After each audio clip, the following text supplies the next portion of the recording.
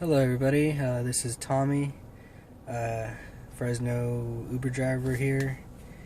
Anyways, I just wanted to let you guys know that being an Uber partner is awesome and you can make a ton of money doing it easily. And, especially if you don't like working at like a cash register kind of thing, or I don't know, something really, really crappy, I guess. And you want to be your own boss, set your own hours, make as much money as you want to make. And, other than that, I think this is the best job I've ever had. You have potential to make, I don't know, $20, $30 an hour if you're, lucky. On average, you're probably going to make like 13, 14 an hour in the beginning until, maybe, like when to go out, where to go, where to wait. You get the routines of the week, especially like Fridays and Saturday nights. Like, you don't really got to try. You're probably going to make $200, maybe more. Anyways, right now they're offering $100 to anyone that signs up with the referral. Once you sign up, you have to do you have to pass the background check and all that, and then you do 20 trips, then you get $100 on that statement. Payday's every Thursday around the morning, so an extra $100 doesn't hurt. So I'll go ahead and put a link under this video, so if you're interested, you can sign up there. Another, I guess, question I get normally, how much do we get? The easier way to explain it is we get 80% of every fare. So Uber gets 20% for providing, all the clients, and everything else. They partner with a third-party company to pay you weekly. It's direct deposit. So I don't know what else. I think, well, any support or whatever, any questions you have, you can always email them. They don't have a phone number, so emailing is something you want to be good at. Pretty much every single question I've ever had, I just emailed them, and they probably email me back within an hour, sometimes 3 or 4 hours, but most of the time they're really fast at replying. Let me see, so 80% of every trip. So let me see what else.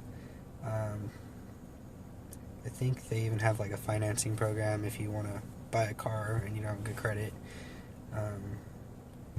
You definitely are going to want to get a car, or have a car that's really good on gas. I drive a Hyundai Sonata 2013, which isn't like the best for this kind of job, but a lot of the clients like it because it's different than your Prius, which everybody else has. Get a lot of compliments on it and stands out, but other than that, doesn't matter. You just want to save money, and getting a car that saves you money on gas is probably a good idea. What else? It's ratings based, so every person you pick up, you get to rate them at the end of the trip, up to 5 stars. And they also get to rate you. You want to have a good rating, or else you're not going to be able to use the app anymore. Basically, you're not going to be able to work anymore. I had a job before this, and I needed extra money, so I tried it out. I never even took an Uber before I even did this, so I just kind of was in the dark about it, and I was kind of nervous, but I was like, if they try to do anything, I could just crash the car or something. But yeah, most of them are just the same as you. Like, they, especially a lot of new people, they just get in the car and they're like, okay, they'll straight up ask you if you're gonna kill them or something. So it's kind of funny if you just make it not awkward, and right when they get in the car, say hi, and, ask them their name so you know that you're picking up the right person. Have a little conversation, and maybe the first 10 seconds you could figure out if they even want to talk or not, because sometimes they're, texting, or they're busy, or they just are really quiet. Sometimes they want to talk the whole time, so, hopefully you like people, because this is definitely a job where you're going to be around people all the time. Lots of different types of people, different personalities, and all that. Yeah, I know that you can get tips, not through the app, but if they tip you, just tell them it's okay. You don't have to tip me. We don't require it. If they're going to take the time out to pull out money to give you as a tip, they're probably going to just insist on it. So then go ahead and take it. Especially in Fresno, a lot of the trips aren't really short, so you kind of get to know them, and you're in the car for at least like 15 minutes, 10 minutes. So you want to shine during the whole time, get a good rating, and, maybe make some new friends or whatever. Some advice for you new drivers: definitely buy a battery pack, even if you have a car charger, because you're going to want to keep it charged all the way as much as possible. Because if you just use a car charger, it still drains. The app is really, really, really, powerful. It uses up a lot of your phone's battery. The first time I drove, I just plugged it into the car, and in like 2 hours, it still went all the way down to like 1%. And I was like, wow, that's insane. Anyways, so you want to get one of these. Let me see. Boom. This thing is awesome. Sometimes I could just plug it into this and it lasts like 4 or 5 hours. That way your phone never dies and you could work longer, make more money. You definitely, after you drop off somebody, and if it's slow, if you decide to work during the daytime or something, just park somewhere, not in front of their house, but maybe somewhere where it doesn't look like you're a creepy person just sitting in your car, and wait for your next ride. Don't drive around. Don't go, I'm just gonna drive on the freeway. Maybe somebody will need a ride. Most of the time it doesn't happen, and then if it's just better and you save money on gas. Let me see what else. Keep track of your miles. Download a app. They have a whole bunch of different apps that keep track of your miles, and then I think right after the trip you can tell it like if that was for business or personal. I myself just wait till the end of the week, look at my summary online from Uber at the miles, and then I match it with my phones so I know exactly which one's for business and which one isn't for business. That way, you get, I don't think you get money for it, or I think you do get money for it. I don't know. Something to do with your taxes. You need to report all the miles, or else you're going to owe, a bunch. And, every week that I drive, my app says like, I think it's like $300-$400 worth of mileage that I can claim. So, you're definitely going to want to do that. And, this job is not scary. Once you get approved, just get out there. The first time I did it, it was like a Friday night, and I was like, I know it's busy, so I'm just going to do it, even if it's kind of scary because it's nighttime. You'll pick up some people going to a bar. You'll pick up people coming from a bar. You'll pick up families from a hotel that are visiting to go, shop or something. You pick up business people from meetings or whatever. Every type of person. So, and the cool thing about it is that when a rider requests a driver, it goes to the nearest driver. You can see their rating, their name. You know, if they're a 5-star, they might be a new customer, or they're just, you know, have an awesome rating. You know, if you see something that's like a 4 or whatever, you know, you don't have to take it. You don't have to take any of them if you don't want to. But if you want to make money, you know, just accept them. And, you know, sometimes if I get somebody with like a 4.3, I'll be like, "What'd you do?" And then they usually have some like really funny story, or like, I don't know. Sometimes they say that they threw up in someone's car or whatever.